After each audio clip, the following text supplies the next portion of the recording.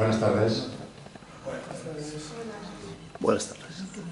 Para los que estén por primera vez, esto es el Centro Asturiano de Madrid. Es la casa regional de España más antigua. Es la decana de todas las casas regionales que existen en España, en el mundo entero, porque sobre todo los asturianos, allí donde hay dos asturianos, hay un centro, pues hay centros asturianos por todas partes. Las demás regiones, pues seguramente tienen también muchos, pero es así. Donde hay dos asturianos hay un centro asturiano. Es naturalmente una casa abierta sobre todo a temas de la cultura, como es el caso que nos convoca hoy aquí.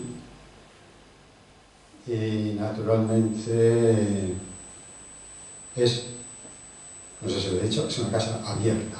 Es abierta, ¿verdad? No es porque esté la puerta abierta ahora, es que es abierta. Siempre que se venga con ganas de disfrutar de lo que aquí se da, que se ofrece, pues es así. Solo los lunes musicales, porque estos días, claro, a los que cantan, a los artistas, hay que pagarles. Entonces se cobra €1 los que no son socios. Los socios entran gratis. Ya lo pagan en la cuota mensual y ya está. Pero a los no socios se les cobra €1. Los demás días, aquí en este salón, es entrada libre. Luego tenemos una finca en el kilómetro 25 de la carretera de Extremadura, que allí los socios sí tienen que pagar. Allí hay que pagar la entrada. Bueno, los socios, vuelvo a decir, lo tienen pagado en la cuota mensual. El ser socio del Centro Asturiano tiene unas ventajas grandes si nos gusta comer, que a casi todo el mundo es un vicio que tenemos casi todos, el comer. Aquí abajo en el restaurante Hortensia, los socios tenemos un 20% de bonificación en el precio del menú. Que si la cuota de socio por familia al mes son €24. En cuanto venga 2 veces a comer, lo que se ahorra da para pagar la cuota de socio y más. Bueno, hoy tenemos aquí a un Mollá Ayuso, y digo un Mollá Ayuso porque tenemos otro Mollá Ayuso muy asiduo aquí de esta plataforma. Está por ahí escondido, no sé dónde. Ya me conoce. Me hace sufrir. Nos viene a hacer sufrir muy de tarde en tarde. Menos mal que es muy de tarde en tarde. Nos hace sufrir mucho, pero lo aguantamos. Es buen chico y le aguantamos. Es simpático. Pues fíjate, Ignacio, que Albarrosa te considere simpático. Ya tienes que ser muy simpático. Uy, soy muy exigente yo, Por eso. Bien, pues nos da conferencias magníficas y además muy amenas, porque no es un conferenciante aburrido, no es monótono, se le entiende muy bien y además es muy ameno. Y, bueno, hoy no está él, pero está su hermano, Luis Mollá Ayuso, que es capitán de navío. ¿Es eso? Sí. ¿Correcto?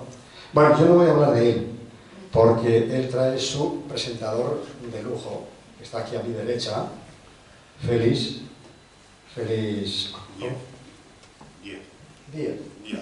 Olvídate. Bien, es el que le va a presentar. Entonces yo simplemente le daré el micrófono. No te daré el micrófono, no te lo lleves, lo dejas aquí luego. Pero vamos, te lo paso para allá, te lo acerco y hablas. Y luego, el tema de este libro, con este título tan minucioso en el tiempo, lo del relojero, el relojero de la guerra. ¿Es ese el título? Sí. Bueno, pues nada más. Que el Centro Asturiano está muy contento con Ignacio, con Luis, porque ya es la segunda vez, ¿no?, que estás aquí.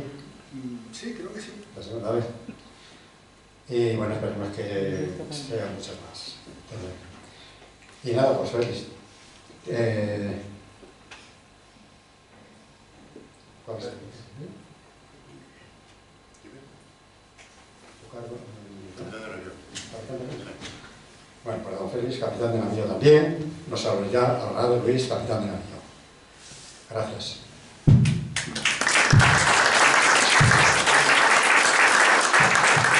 Muchas gracias, presidente. Para mí constituye un honor el estar aquí, primero porque es un honor estar en el Centro de Historia de Madrid, y segundo, es un honor presentar un libro de mi querido compañero y amigo Luis Moyá. Yo voy a ser muy cortito y muy escueto, porque en la Armada tenemos a gala el espíritu de la síntesis. Entonces me hace una presentación rápida y ceder rápidamente el protagonismo a quien lo tiene, que es el libro y sobre todo el escritor, que es Luis. Luis y yo nos conocemos hace la friolera de 50 años, porque nuestros padres se conocían, porque ingresamos los dos en el año 75 a la Escuela Naval, porque además luego hicimos los dos la especialidad de piloto naval de helicópteros y estuvimos en la misma escuadrilla. También coincidimos haciendo la especialidad de comunicaciones en la ETEA. Hicimos además un titulillo de comunicación social para hacer una pequeña inmersión en el oscuro mundo del periodismo. Y luego ya nos separamos un poquillo porque yo me quedé mucho tiempo en territorio nacional, pero Luis es un hombre viajero y estuvo como 9 o 10 años en destinos de la OTAN, en Italia, Nápoles, en Francia, Toulon, y en Brusum, en Holanda.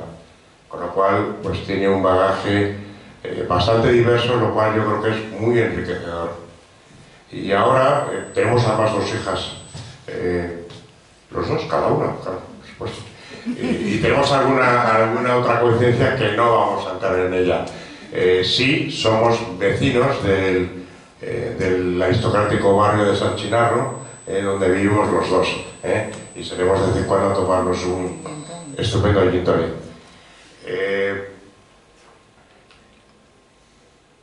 Es un poco decir quién es Luis, porque los que somos un poco de Ferrol siempre decimos aquella frase de ¿qué viene siendo? Bueno, pues Luis viene de esto.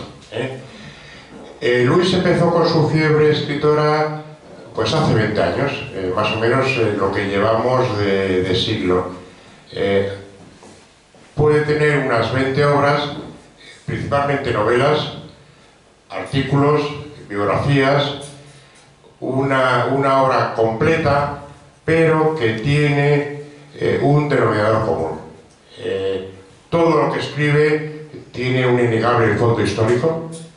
Él es un hombre que investiga antes de escribir, que intenta ser fiel a la historia, cosa que no es fácil, porque ha tenido debates profundos, a veces no agradables, porque sobre la historia en España, que además somos poco dados a admitir opiniones contrarias, pues ha habido gente que le rebate, lo cual es enriquecedor porque también es bueno para establecer lo que nunca se establece, que es la verdad histórica. Luis adorna este fondo histórico con ficción. Dependiendo de la obra, unas obras tienen más ficción, otras menos. Lo que sí es cierto es que esto hace que la obra que él escribe sea más atractiva, entre comillas, a un lector no demasiado aficionado a la historia, lo cual es bueno porque en el fondo está un poco difundiendo una cosa que luego hablaremos de ello. Las novelas que tiene publicadas no son todas navales. El término naval ustedes lo pueden asociar bastante a lo que es la Armada, un término militar. Luis tiene un espectro mucho más amplio. Él tiene novelas que podríamos decir que no son navales, sino más bien marítimas, que es más ancho. Aporta hechos de la marina mercante y de la marina científica, con lo cual no es demasiado exclusivo de hechos que han sucedido en el ámbito propiamente de la Armada. Las novelas son 20. El andar ahora escribiendo 20 novelas me parece ridículo, pero vamos, los títulos: El reino del escorpión, La leyenda del paso del noroeste, La tumba de Taurito, La séptima ola, El sendero de hielo, La tumba 116 y biografías de Don Álvaro de Bazán y de Blas de Lezo, que son personajes que desgraciadamente la sociedad española desconoce o no sabe muy bien quiénes son. La temática de Luis, la verdad que es muy aficionado a los hundimientos, porque tiene una novela del hundimiento del Titanic, tiene un artículo extenso sobre el Dragaminas Guadalete, que también naufragó, habla del crucero Bismarck de la Segunda Guerra Mundial, que fue abatido por la Royal Navy, y tienen novelas curiosas como el colapso de un volcán, La cumbre vieja de La Palma. Esta novela es del año 2008, fíjate tú, la premonición con la última erupción que ha durado hasta hace 2 telediarios. Y tiene 2 novelas también que a mí me gustan mucho, que es La flota de las especies, en donde habla de Magallanes y de Juan Sebastián Elcano. A mí me gusta mucho porque es un poco la aportación de la marina científica, que ha sido muy importante en España, también muy desconocida. Desgraciadamente vivimos en un país, no voy a decir que es de mentalidad terrestre, porque puede ser que Ignacio se me enfade. Vamos a decir que es, como es militar de tierra, vamos a decir que es de mentalidad continental, que suena como más fino y es menos sangriento el término. Entonces, yo no sé si por ese pesimismo histórico que tenemos los españoles, no sé si debido a su vez por el 98 o la propia guerra civil del 36, eso ha cerrado un poquitín a la difusión de nuestra historia marítima o naval. Es solamente una gran desconocida dentro de lo que es el panorama histórico español. Hay muy poca gente que escriba sobre estos temas, no sabemos muy por qué. A los marinos no nos gusta porque tenemos el complejo de ser siempre un poquito invisibles. Nosotros salimos a navegar y nadie nos ve cuando navegamos. No le pasa lo mismo a otros ejércitos o a otras fuerzas armadas que son como más visibles. Entonces Luis, sin ser un Quijote, sí tiene algo de héroe, porque es de los pocos escritores que toca estos temas navales, y para nosotros pues estamos encantados porque realmente contribuye en gran medida a la difusión de nuestra profesión y de lo que realmente hemos hecho durante muchos años, algunos más de 40 años. Luis tiene muchos premios literarios, 2 Nostradamus, tiene premios de la Revista General de Marina, de la Agencia de Radio también, porque escribió un libro muy bonito, un artículo, un relato muy bonito sobre un raid aéreo del año 33 que se perdió no sabemos, entre Cuba y México. Entonces hace una fabulación, porque también es un gran fabulador, de las causas de esta pérdida de este avión. Y con esto vamos a dar paso a realmente, vuelvo a repetir, al protagonista de esta reunión, que es el libro, por supuesto, y sobre todo a su autor, a Luis Goya.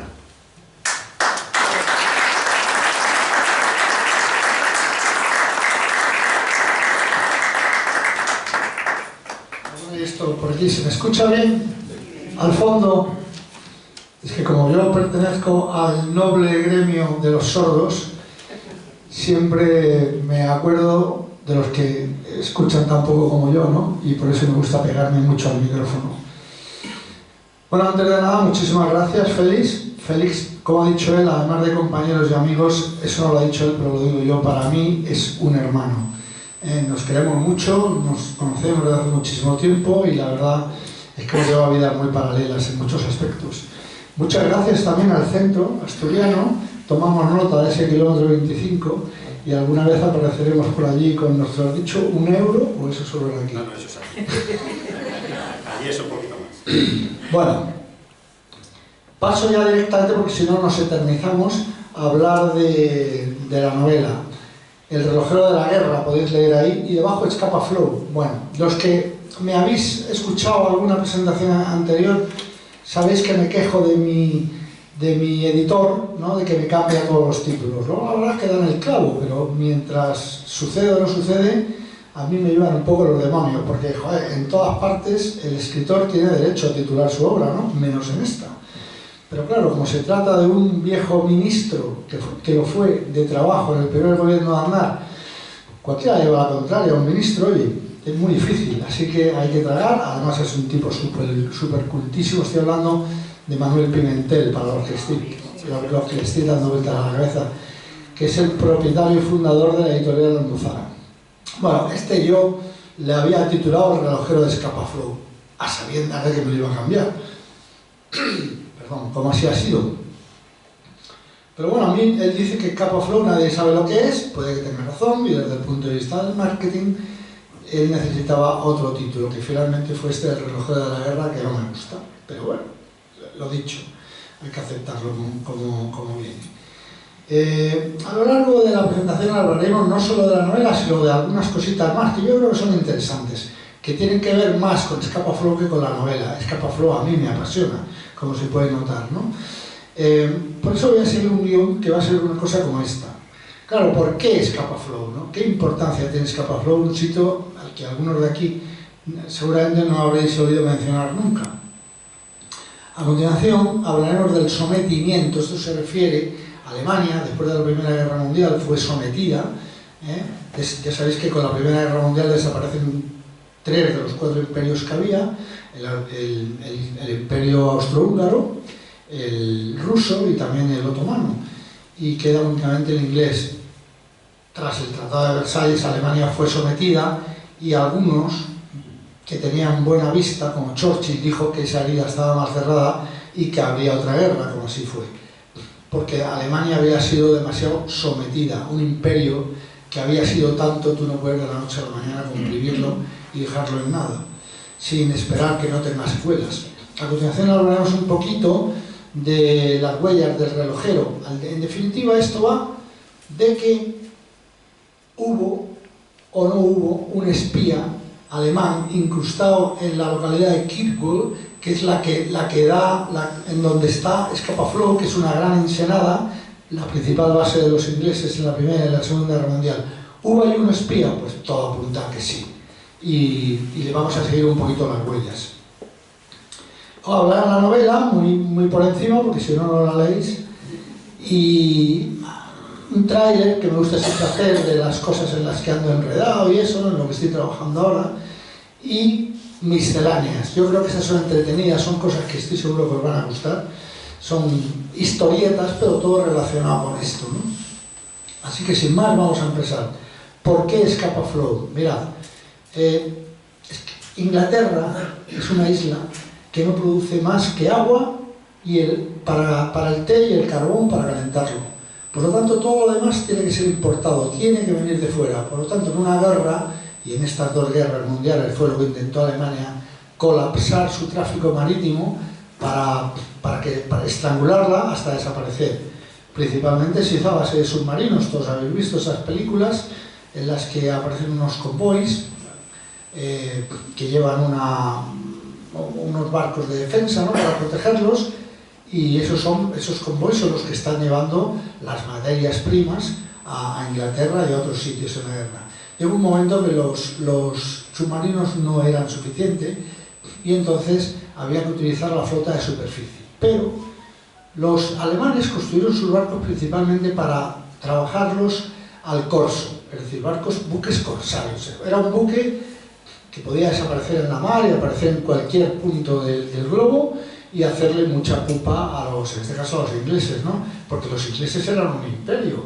Imaginaos, por ejemplo, el Bismarck en la Segunda Guerra Mundial, que lo que pasó fue esto que estoy contando. El Bismarck trató de salir, trató de escapar de la persecución de los ingleses, no lo consiguió, fundido, pero si lo hubiera conseguido, el Bismarck, barcos de mucha artillería y barcos muy veloces, podía haber aparecido, por ejemplo, en la India o en cualquier otro escenario de Inglaterra, ¿no?, y haberle hecho mucho daño. ¿Qué hubiera tenido que hacer en el caso de que se hubiera logrado eso en Inglaterra? ¿Qué hubiera tenido que hacer? Pues quitar unidades de la defensa de los convoyes, y no tenían tantas, en perjuicio de esto que estoy contando. Por lo tanto, para los alemanes era muy importante colocar barcos en el Atlántico. Y ahora fijaros en la primera fotografía de arriba a la izquierda, primer dibujo, los alemanes tenían en ambas guerras dos grandes bases. Como veis ahí, ahí se ve, una en el Mar del Norte, son esas de donde salen las dos flechas negras, una en el Mar del Norte, que era la base de Wilhelmshaven, y otra en el Mar Báltico, que era la base de Kiel. En cualquier caso, para poder salir a mar abierto, solo tenían dos salidas. Una, el propio Mar del Norte, raya roja, o... Joder, tu pelo, Félix. No, pero está bien, que tienen mucho, joder.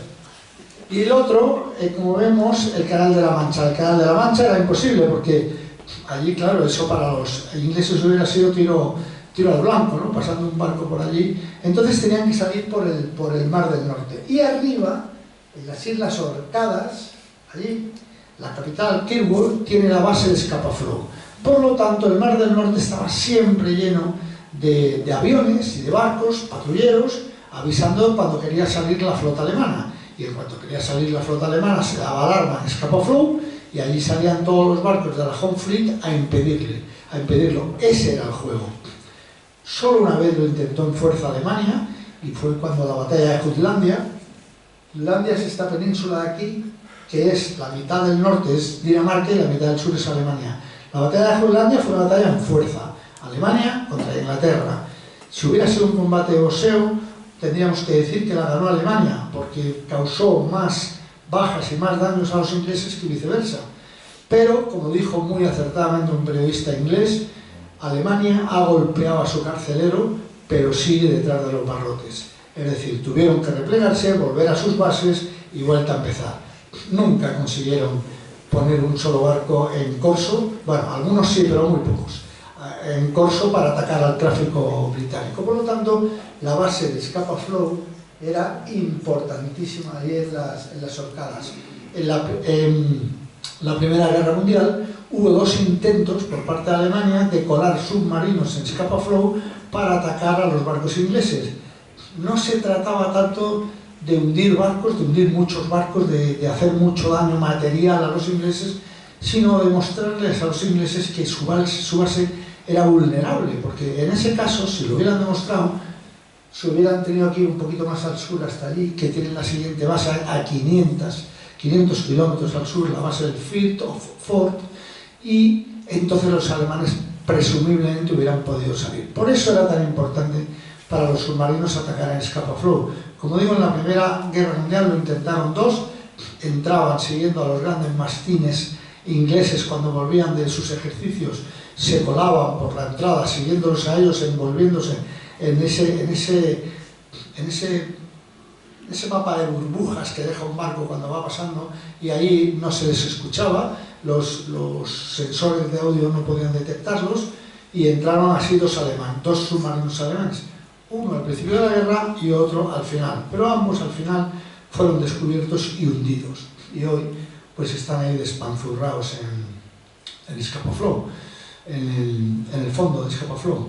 Llegamos así al armisticio, que allá aparece el 8 de noviembre, es un error, fue el 11 de noviembre, pero bueno, Alemania e Inglaterra firman un armisticio.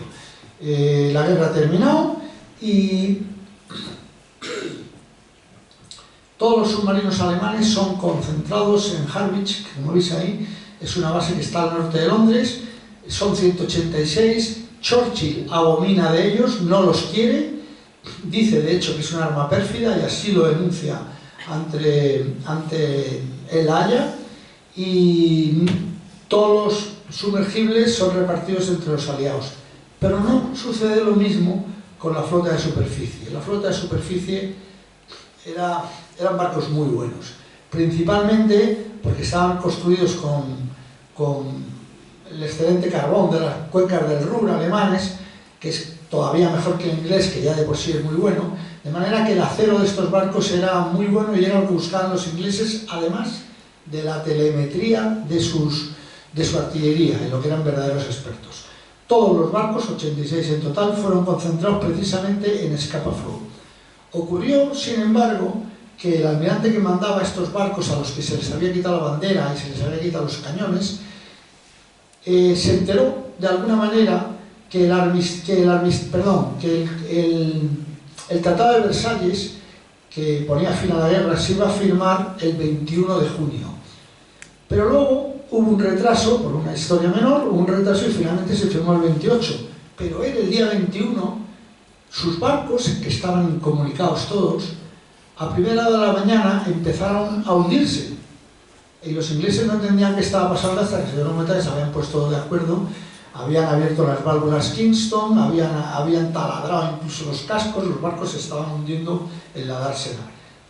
La pregunta es, ¿cómo supo el almirante alemán que ese día se iba a firmar el armisticio? Perdón, el Tratado de Versalles, porque estaban completamente aislados. Ahí es donde Churchill es el primero que esboza la teoría del espía. Alguien ha informado a los barcos en Scapa Flow de que se iban a hundir. Y si ya la Primera Guerra Mundial ha terminado y Churchill está viendo que va a haber una segunda, Churchill es precisamente el primero que se malicia que ese agente está ya incrustado en la sociedad civil de las Orcadas, de las Islas Orcadas, y que está esperando que empiece la segunda, que ya se veía venir, para terminar cumpliendo ese objetivo. Churchill verdaderamente llegó a obsesionarse con este espía. Cuando terminó la guerra,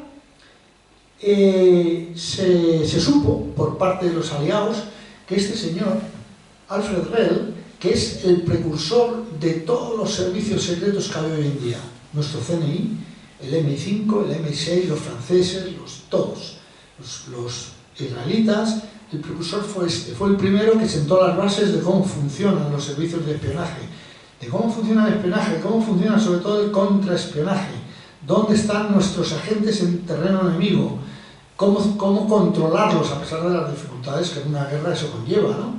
Bueno, pues Alfred Rell fue el primero que montó este tinglao, no era alemán, pero bueno, era austríaco, pero pertenecía al imperio austrohúngaro, y es el primer ejemplo también no de agente doble, sino triple, porque siendo agente que trabajaba para Alemania, de hecho llevaba el contraespionaje, que como digo fue el primero que lo instauró, siendo el que llevaba el contraespionaje de Alemania fuera de Alemania, pues se vendió primero a los rusos y luego a los ingleses, o sea que era un agente.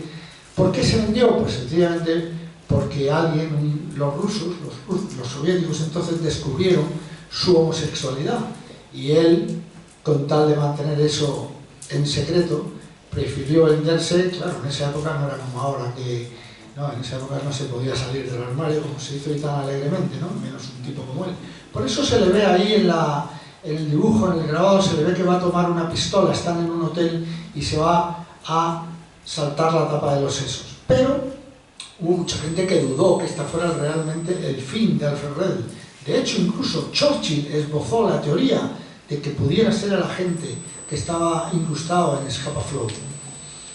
Luego fue que no, verdaderamente se suicidó ese día, pero durante mucho tiempo se pensó en esa posibilidad. De manera que Churchill inmediatamente supo que tenía que resolver este asunto. ¿Qué es lo primero que hicieron los ingleses cuando llegaron a Alemania después del final de la Primera Guerra Mundial? Pues reventar los archivos secretos de los ingleses. Y detectaron a todos 36 agentes alemanes en el extranjero. Todos fueron detectados y todos fueron neutralizados, porque sencillamente cogieron las listas, pero faltaba uno, del que únicamente encontraron que se hacía llamar Wiesel, comadreja en alemán. Entonces, este agente comadreja, Churchill, estuvo siempre convencido de que era el que estaba en Scapa Flow esperando su momento.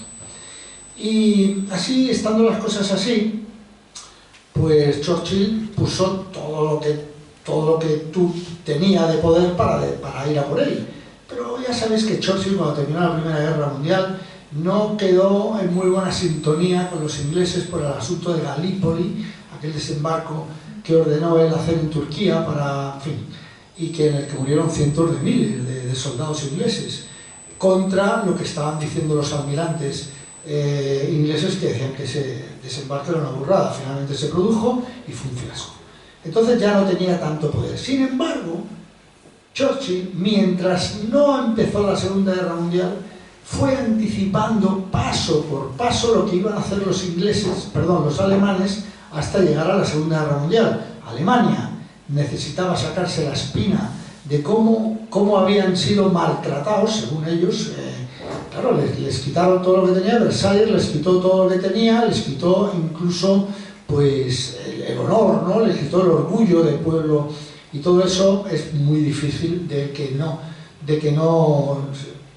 pudieran esperar una venganza, ¿no? Y todo el mundo sabía que cuando apareciera un tipo capaz de levantar al pueblo alemán iba a haber otra guerra, y ese tipo fue Adolfo Hitler, ¿no? Que en el año 33 gana las elecciones en Alemania, en el año 39 declara la guerra a Francia, y poco a poco pues va pasando todo lo que pasa. De manera que Churchill estaba en contacto directo con la base Scapa Flow porque estaba seguro que los alemanes iban a intentar atacar allí, porque era una demostración de fuerza, porque además de que los alemanes pensaban que se la debían, querían mostrarle a Hitler, que tampoco era partidario de los submarinos, que era la mejor arma alemana, querían demostrarle a Hitler lo valiosos que eran los sumergibles, ¿no? Total que inmediatamente los alemanes diseñaron la operación Baldur, ¿no? Que era precisamente esto, que fue llevada en súper secreto, ¿no? Que era entrar en Scapa Flow y hundir el número de unidades que fuera posible, con independencia de cuántas más o cuántas menos, pero hacerles ver a los alemanes que estaban allí. Allí tenéis este es Dönitz. Dönitz era en este momento el jefe del arma submarina alemana, luego pasó a ser el jefe de la marina alemana, incluso al final, una vez que Hitler se suicidó, fue el jefe, el jefe de Alemania, ¿no? Y fue juzgado como tal en Nuremberg y le cayeron 10 años de cárcel por eso. Bueno, mediante aviones de perfil bajo, de vuelo bajo, y con submarinos enanos, estuvieron estudiando todo aquello, a ver cómo hacían la operación, pero hoy sabemos que tenían apoyo desde la propia base de Comadreja, que todo apunta a que fue un relojero que se incrustó en la sociedad de Kirwall al final de la Primera Guerra Mundial, vivió en la sociedad de Kirwall durante muchos años, y cuando empezó la guerra y se produjo esto, porque el ataque a Pearl Harbor, a Scapa Flow, se produjo nada más empezar la guerra. Inmediatamente el relojero desapareció. Bueno, pues todo apunta a que fue el Alfred Oertel que era un nombre falso, obviamente, Comadreja. Bueno, ahí tenemos un poquito cómo se produjo el ataque para que lo veáis. Está perfectamente escrito en el libro, ¿no? Para ello tenemos a este señor, que lo podemos saber ahí, que es un Günther Prien, es un oficial alemán, que es el comandante del submarino U-47, conocido ya desde aquella fecha, el 13 de octubre de 1939, como el Toro de Scapa Flow. Consiguió penetrar, además no fue nada fácil, porque, bueno, lo que lo leáis el libro lo veréis, porque las defensas eran barcos hundidos, escolleras, cadenas, no era tan fácil entrar, pero tenían información privilegiada por donde era posible escurrirse entre esos barcos hundidos, y de hecho la noche era silenciosa, como todas las noches allí, y toca con uno de los barcos, hace un chirrido enorme, incluso se plantean dar la vuelta, pero no, él sigue adelante. Incluso cuando ya están dentro de la rada, por aquí más o menos, en tierra, un taxi que hace una curva, barre el mar con los faros y ve un periscopio. Y cuando se dan cuenta que los han visto, se sumergen en la esperanza de que el taxista piense que han sido alucinaciones, pero no, el taxi da la vuelta y vuelve a alumbrar porque él ha visto algo, pero ya el periscopio no está. Es decir, estas son cosas que pasan, ¿no? Ahí estaba el submarino y nadie se podía imaginar que un submarino había entrado en Scapa Flow. Como podéis ver, incluso inicia un primer ataque en el que lanza 3 torpedos a un barco que ve. Era una noche al principio brumosa, luego sin embargo fue bastante clara, pero cuando lanza los 3 torpedos se da la vuelta inmediatamente y sale a toda velocidad para escapar, y en escape, que es como le llaman los submarinistas, todavía lanza un torpedo desde popa. Bueno, pues uno de los torpedos alcanzaron su blanco, pero ninguno explotó. De manera que incluso al día siguiente, los ingleses, cuando bajaron a ver qué había pasado, porque os contaré que esto todavía no ha terminado, encontraron ahí los torpedos que había disparado primero. Fijaos que sangre fría, que cuando ve que no se producen las explosiones esperadas, da la vuelta. Y hay un segundo ataque. Y es en este segundo ataque cuando finalmente 2 torpedos alcanzan al Royal Oak y lo hunden. Entonces, bueno, yo he leído por ahí, he escuchado que realmente todo esto para un crucero viejo como era el Royal Oak, que tampoco es para tanto, ¿no? Pero realmente el objetivo era demostrar a Inglaterra que eran vulnerables allí y que se llevaran a la flota, como así sucedió. Lo que pasa es que los ingleses tampoco fueron tontos y lo hicieron bien. Pero Royal Oak, aunque solo sea un barco, hundir a Royal Oak en Inglaterra es una cosa bastante importante. Veréis, esta historia la voy a contar muy rápido, porque si no sabéis lo que significa el Royal Oak, roble real, es un roble, pero es que este roble es ese roble que veis ahí. En el siglo XVII, 1648 creo, pues se produjo la Segunda Guerra Civil americana, inglesa, después de una revolución en la que Oliver Cromwell quería imponer la república y los monárquicos lógicamente no querían. Entonces se produjo una guerra. Ganó Oliver Cromwell y se impuso la república. Entonces Oliver Cromwell lo primero que hizo fue cortarle la cabeza al rey Carlos I y buscar a su hijo, que era su sucesor natural, Carlos II, para hacer lo mismo. Pero Carlos II desapareció, no lo encontraron. Se había ido de allí, se fue hacia el sur, cerca de Kent, volvió a reunir a sus tropas, ¿no? a su gente, que eran a los monárquicos, y volvió a atacar a Cromwell. Y hubo una batalla cerca de Worcester, que está un poquito al sur de Liverpool, como 200 o 300 kilómetros, y en esa batalla venció una vez más Oliver Cromwell. Entonces Oliver Cromwell empezaron a buscar entre los cadáveres y entre los prisioneros, porque lo que querían era encontrar a Carlos II para cortarle la cabeza. Pero Carlos II se escondió, dice la tradición inglesa, en este roble. Y en este roble vio toda la noche pasar por debajo suya a los que le buscaban para llevárselo allí, que eran monárquicos, y a los que lo buscaban para cortarle la cabeza. Y cuenta la tradición que este roble pues fue donde Carlos II salvó la vida. Después Carlos II se fue a Francia, una vez en Francia esperó a la muerte de Oliver Cromwell y volvió a Inglaterra para reinstaurar la monarquía. Fijaos lo importante que es restaurar la monarquía en Inglaterra. Todos conocéis la Inglaterra como es ahora. De hecho, fijaos que se restaura la monarquía. Carlos II, curiosamente, este es Estuardo, Carlos II no tuvo hijos legales, tuvo 29 hijos ilegítimos, algunos de los cuales han dejado descendientes hoy en día, como por ejemplo Lady Di. Lady Di descendía de uno de los hijos ilegítimos de Carlos II, y de hecho hoy el príncipe de Gales, Guillermo, pues es el primer descendiente que hay de Carlos II de Estuardo, porque claro, pero a través de la vía legítima. Pero bueno, ahora las cosas parece que son distintas, ¿no? Total, que Royal Oak, decir Royal Oak en Inglaterra no es cualquier cosa. De hecho, lo veréis en teatros, películas, obras de teatro, incluso cines que se llaman Royal Oak, lo veréis en pubs, en hoteles, lo veréis también en la marca más importante de relojes de los ingleses, se llama Royal Oak también precisamente, y barcos. Los ingleses, igual que nosotros los españoles, tenemos una serie de personajes a los que hay una ley que dice que siempre tiene que haber un barco que se llamen como ellos. No siempre se consigue, pero bueno, lo hay, ¿no? Pues los ingleses siempre tienen que tener un Royal Oak. Y de hecho, este era el octavo Royal Oak de la historia, este que va a hundir Gunther Prien, era el octavo Royal Oak de la historia de los ingleses, lo cual no es poco, como podéis ver.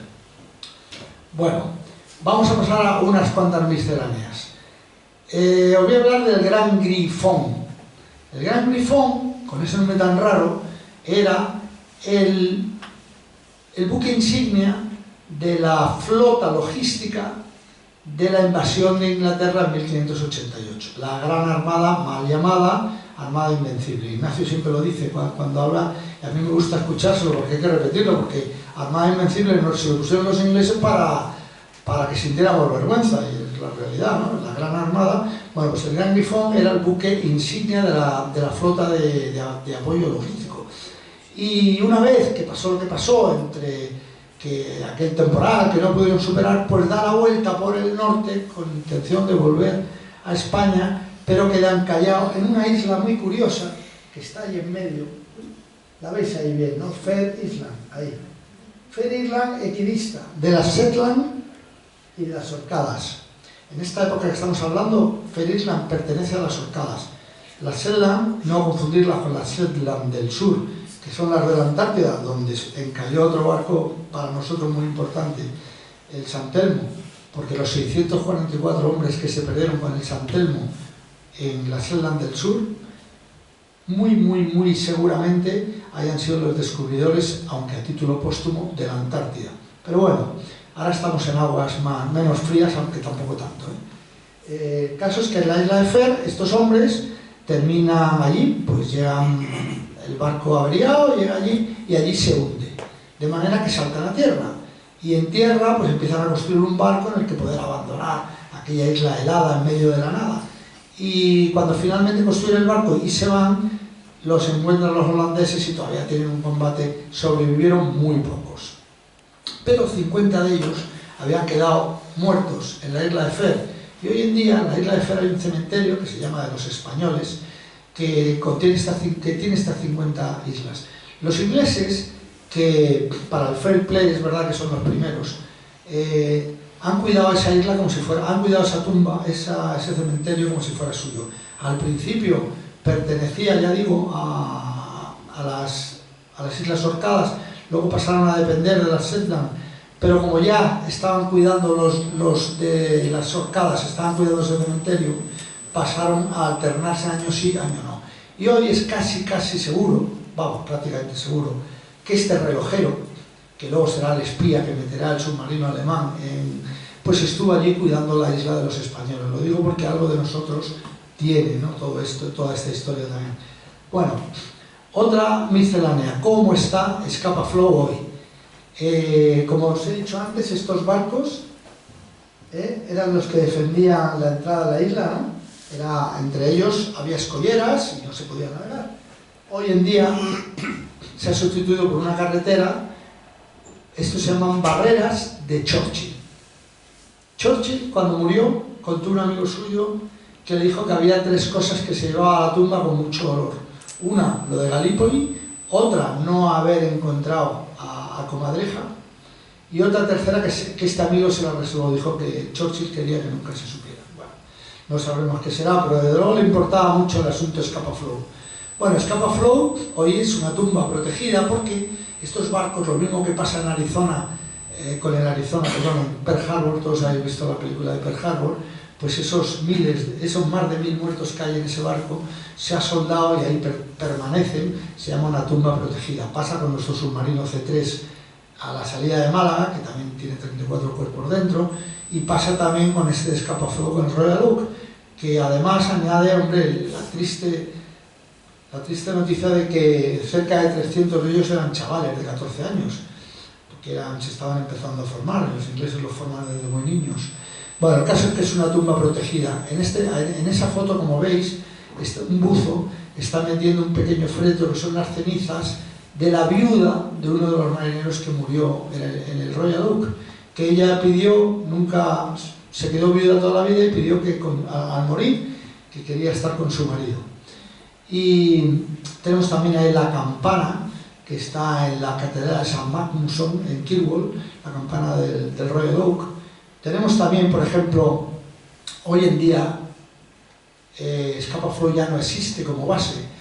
Solamente tienen allí, los británicos tienen una escuela de buceo y militar, y solamente una vez al año los dos que mejores notas saquen en el curso, bajan a cambiarle la bandera, y luego la bandera tradicionalmente se le entregaba a alguno de los familiares de los muertos, hoy ya descendientes, ¿no?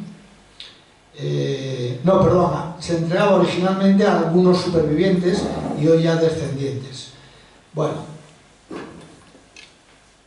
esta miscelánea me parece también muy curiosa. Diréis, ¿qué tendrá que ver aquí el fondo del mar al espacio? Bueno, como todos sabéis, la Segunda Guerra Mundial acaba con la explosión de las dos bombas de plutonio y uranio en Nagasaki e Hiroshima, respectivamente. Esto tuvo un efecto inesperado, y es que el aire quedó contaminado de radiación. Y en esa época, para hacer acero, era necesario grandes cantidades de aire puro. Como ya no había aire puro en la Tierra, porque estaba contaminado, porque esta contaminación rodeó, no para hacer daño a los humanos, pero esa contaminación existía. Y no tenían claro los americanos qué daños podía causar un acero. Ya sabéis que para el acero antes se utilizaban cantidades ingentes de aire, ¿no? Era muy importante. Y no se sabía cómo iba a quedar el acero impuro que se iba a fabricar a partir de ese momento. De manera que cuando llegó el momento, en el año 69, de enviar a la Luna pues una nave que llenó la Luna allí de magnetómetros, de aparatos, ¿no? En definitiva, todos estos aparatos había que hacerlos de aluminio del más resistente posible, pero en ese momento había esa cuestión que no se sabía muy bien, hasta que alguien dijo, oye, acero puro tenemos en Scapa-Flow, porque el agua protege, ¿no?, de la radiación. Y efectivamente fueron allí porque en el periodo entre guerras hubo un ingeniero, Ernest Cox, que sacó todos los barcos, todos los barcos que habían autohundido los alemanes, los fue sacando -5, que no hubo manera de sacarlo. Es decir, que de ahí, de uno de esos barcos, se sacó el acero para proteger a los medidores que se iban a depositar por la Luna. Y hay más, porque inmediatamente a continuación, a principios de los años 70, se lanzaron al espacio una serie de sondas, Pioneer y Voyager principalmente. Pues la Pioneer 10, concretamente, bueno, todas estas sondas se hicieron también con acero de Scapa-Flow. Estas sondas que salieron y hoy en día, una vez establecidas a velocidad de escape del sistema solar, donde no hay rozamiento, pues mantendrán una vida infinita, perpetua.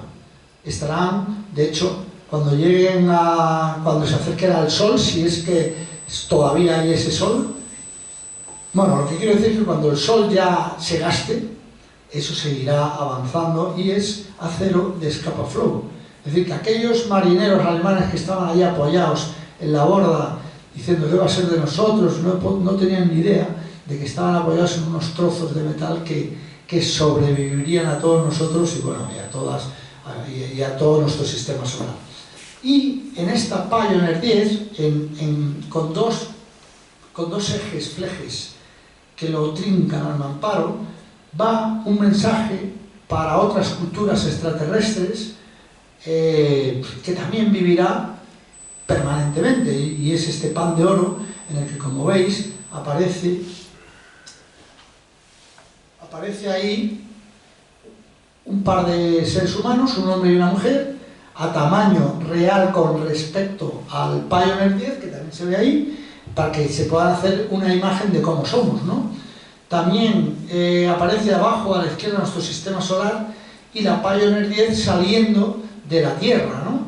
Es un poco, les estamos diciendo a esta gente dónde estamos, quiénes somos, cómo somos. Luego arriba hay un par de cosas más difíciles de interpretarlo. Arriba del todo es un átomo de hidrógeno, que es el elemento químico que más hay en la Tierra, ¿no? Y luego finalmente ese eje que veis ahí cartesiano, esos son púlsares, radiaciones que se emiten entre distintos planetas, púlsares, que si estos dieran con una civilización capaces de entender lo que son los púlsares, que podría ser, pues en eso, la información que hay en esos ejes cartesianos es nuestro código postal. De hecho, cuando esto estaba más de moda, se dijo que cómo se le podía haber ocurrido a alguien enviar nuestro código postal, porque igual que te encuentras marcianitos buenos, te los encuentran malos. Oye, les estás diciendo que son como somos, ¿no? Y dónde estamos. En fin, unas misceláneas, como digo, curiosas, que están relacionadas con Scapa-Flow. Pero todo eso a mi editor le da igual. Él, el relojero de la guerra, Bueno, hombre, pues nada. Bueno, ahora os voy a contar un poquito de lo que ando enredado. Manuel Pimentel tiene un sello que le encanta, que es un grupo de libros que dice: eso no estaba en mi libro de historia de... Y ahí hay casi ya un centenar de cosas, como podéis ver ahí, de la historia de España, del carlismo, del antiguo Egipto, en fin. Son casi 100 ya digo. Yo tengo uno, de hecho, que es este. Eso no estaba en mi libro de historia de la navegación. Este salió en el año, creo que 18, 19, no me acuerdo. Bueno, pues ahora estoy, y lo próximo que va a salir, concretamente en junio, es otro de esta saga. Eso no estaba en mi libro de historia de... ¿Quién se atreve?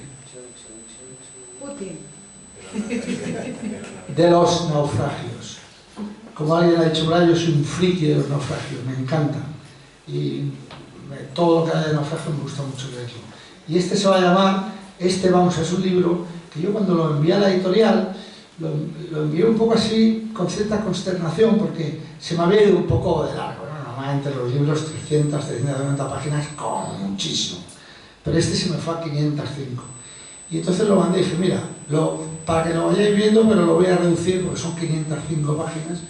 Y a los pocos días me llamó precisamente Manuel Pimentel y me dijo: ni se te ocurra, déjalo como está.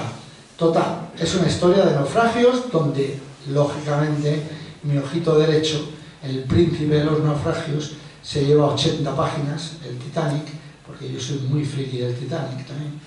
Y el resto, pues la verdad es que no, cuando empecé no sabía cómo ponerle límite, porque esto es como el mar, ponerle límite a los naufragios.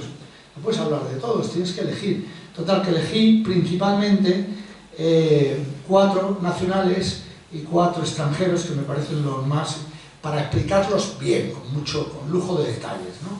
Y luego pues hay otros menores, menos dedicados, menos páginas, y luego al final hay un compendio de todos esos buques que forman lo que se llama los misterios del mar, ¿no? Los que se hundieron, si no se hundieron, si existieron, si no existieron. Esto es un poco lo que va a salir en junio. ¿Lo presentamos aquí? No, Vale. pero hoy no. No. Bueno, el amuleto. Veréis, esta historia ya la he contado, pero muchos de los que estáis aquí no la conocéis. El amuleto, no sé si se va a llamar así, primero porque ya sabemos como las cosas de Manuel Pimentel. Pero es que además tengo un compañero que me está ayudando a corregirla y que no le gusta el título. Entonces me va a proponer otros cuando termine de corregirla. Vamos a ver en qué se queda. Y eso que yo inicialmente la iba a llamar Detente Bala. ¿Sabéis lo que es un detente bala? Los detentes bala aparecen en las guerras, en 1833, en las guerras carlistas. Son principalmente los requetés, llevaban aquí en el lado izquierdo del corazón un trocito de tela con el Sagrado Corazón de Jesús.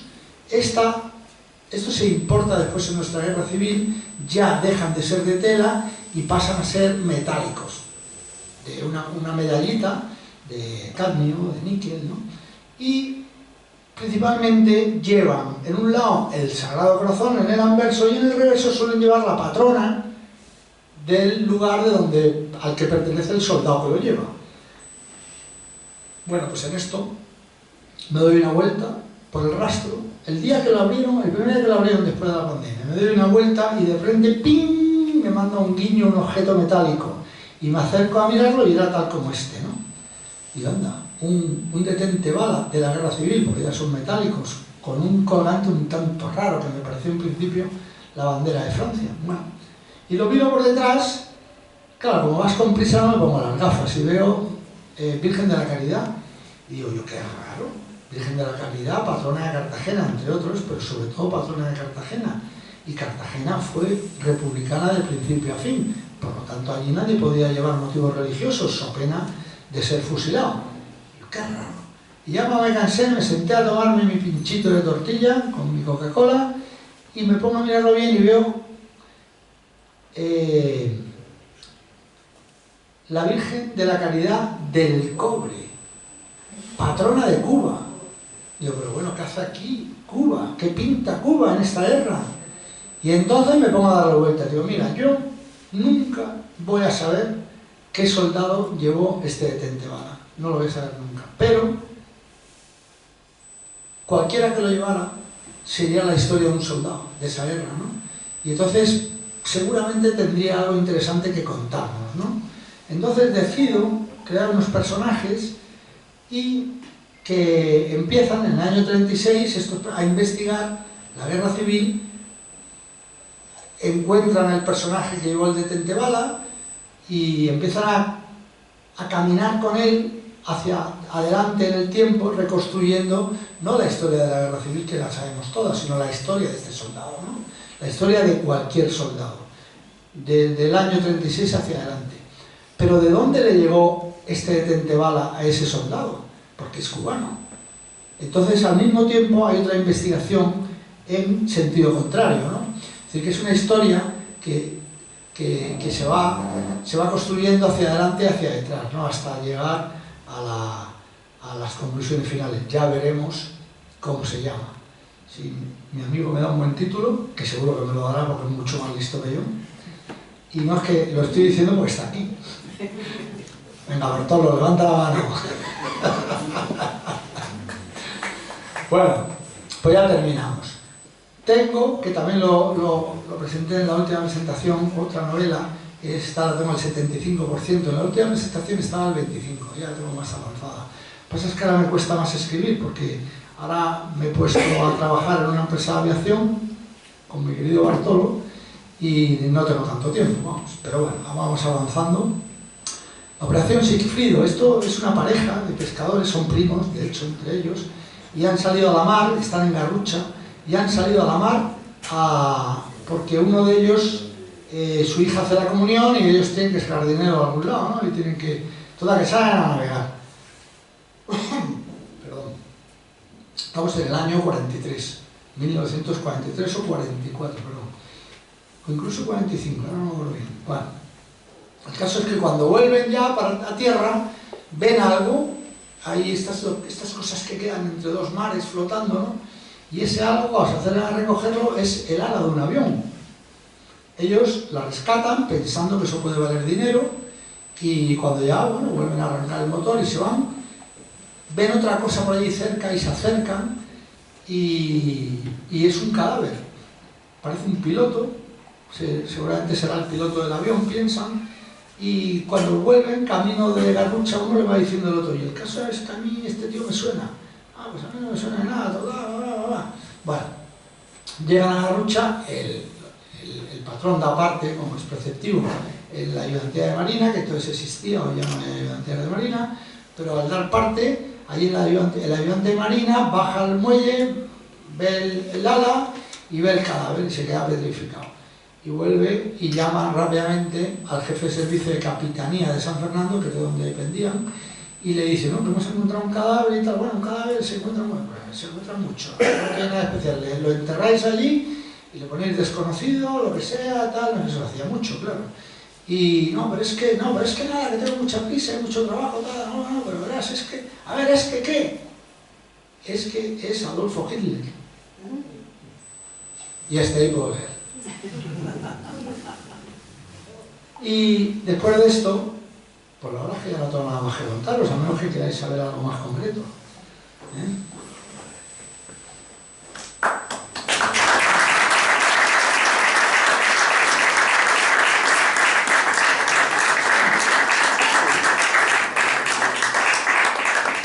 Espero que hayáis pasado un buen rato, que es lo importante. Yo sí te quiero preguntar algo, Luis. Ya sabes que soy muy pesado. Te voy a hacer dos. Las dos, una muy importante y otra menos. Hablando del sometimiento, buscando el paralelismo con un posible resultado de la guerra que estamos viviendo en Europa ahora, podríamos volver a cometer el mismo error. ¿Cómo lo ves? Hombre, yo me quedo con eso, dos cosas. Ya que tú has dicho dos, pues te voy a contar a dos. El hombre es el único animal que tropieza dos veces con la misma piedra, y pues el pueblo que no conoce su historia está condenado a repetirla. Si es que no aprendemos, si es que nos pasa siempre lo mismo. Estamos subyugando a un pueblo y el orgullo puede ser el arma de destrucción masiva más poderosa que pueda encontrarse. Perdona, ¿no encuentras que se está hablando un poco de la guerra que se está llevando a cabo del mar con Rusia? No sabemos nada. Ya, no... Sabemos los no materiales que mandamos, pero no sabemos, en cuanto a la guerra del mar que se está viendo en Crimea, todo, ¿qué hay ahí? Eso al principio tuvo cierta visión, pero ya prácticamente no. ¿Verdad que no se dice nada? Y se está librando una batalla con barcos. Sí, y esperemos... Porque atacan desde los barcos. Sí, esperemos que la batalla marítima, que efectivamente que no se hable de ella, que no se dé, porque lo siguiente sería disparar misiles desde submarinos, ¿no? Y eso, si llegamos a ese extremo, mala cosa. Yo una última cosa. En Scapa Flow, esos submarinos pequeños que llegan por la noche, ¿qué equipamiento llevan? Porque ahora llevan sonar, radares. ¿Cómo sabían, o sea, que en ese año qué había? Bueno... ¿Cartas náuticas nada más? Habíamos hablado de la Primera Guerra Mundial, que los únicos sensores que había acústicos eran estos que se tiraban al agua y daban la vuelta, y si alguien hacía ruido, como el sonido en el agua se transmite 5 veces más que fuera del agua, pues eso era. De hecho, a estos los descubrieron con esos sensores acústicos y los hundieron. ¿Era todo lo que había? Nada más. Luego en la Segunda Guerra Mundial se partió de la nada, pero enseguida apareció el ASDIC, que son siglas que viene a ser lo mismo, un detector de sonidos, y luego apareció el sonar, que es lo que hay hoy en día, que es el efecto Doppler-Fizeau, que se llama, que tú mandas una onda, rebota en algo metálico, o no metálico, ahora diré por qué, y lo recibes, y entonces por el tiempo transcurrido, velocidad, no sé cuánto, calcular dónde está. Y digo o no, porque yo recuerdo, cuando yo volaba la quinta escuadrilla, con Felixín, y hacíamos nuestra escuadrilla antisubmarina, y teníamos sonaristas, que eran los tíos tan buenos, que cuando teníamos un contacto decía: no, Luis, eso es una ballena. ¿Pero qué me estás diciendo? Y yo, que sí, que no, que sí. De pronto salía y lanzaba su esto. Te debo una cerveza. Bueno, Luis, eran dos. Mi segunda pregunta, yo creo que además es la más importante. ¿Tú crees que algunos nos hemos creído que te tomaste el pincho de tortilla con Coca-Cola? Pues la verdad es que me lo tomo con Coca-Cola, ¿eh? Por la mañana. Cuando yo estoy trabajando, y esto cuando voy por ahí a buscar cosas y tal, eso es trabajar, pero luego, si es por la tarde, no me lo hubiera tomado. Ni pincho de tortilla. Mira, por la tarde tú sabes mejor que yo lo que me tomo. Sí. Que nos hemos tomado unos cuantos juntos. Sí. Y no es tan malo, porque todavía estoy a tiempo de dar marcha atrás, y cuando llamen al jefe de servicio de capitanía, pero es que es Luisma, en lugar de Hitler, o sea que no seas malo. Esa banda es. Sí. ¿Alguien quiere algo más? Muy bien, pues si le dan nada. patatús al señor puto ese. Putin. ¿Sí? No sé, a ver si le dan patatús. Bueno, pues si no hay más preguntas, si ya no hay más inquietudes, es que ha quedado muy clara la exposición de Luis y nos hemos enterado todos perfectamente. Pues muchas gracias por estar, muchas gracias Luis, me ha gustado mucho la exposición.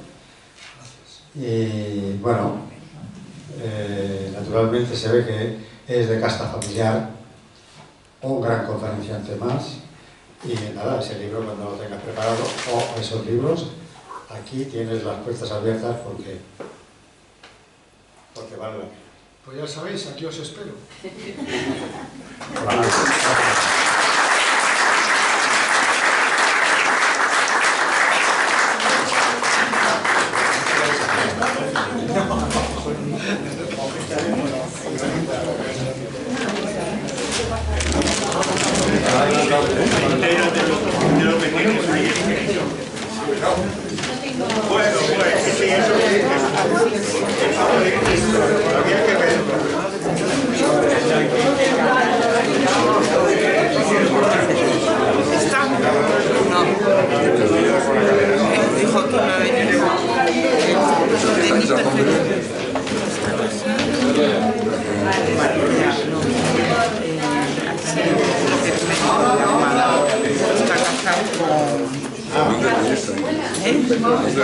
Ya, de eso, de...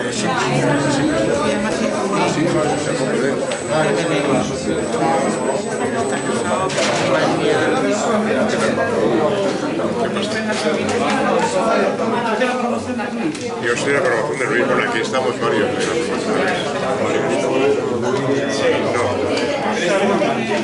No puede ser más. Aunque sí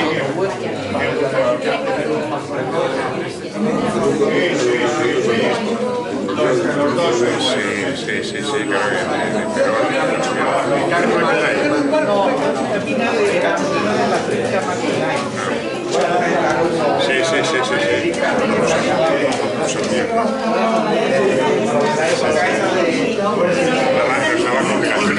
hueso.